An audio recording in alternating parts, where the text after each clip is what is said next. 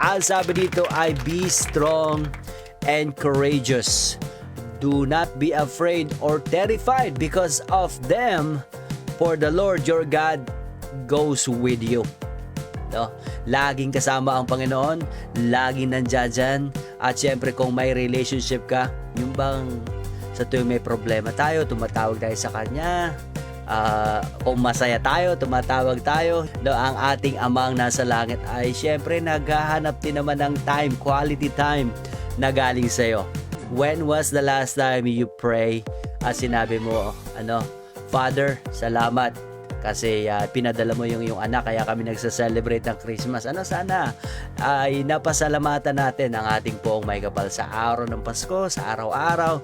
Kung hindi man naging maganda ang 2023, hindi man naging mabunga, malay mo, this coming 2024, and I truly believe, na 2024 will be better.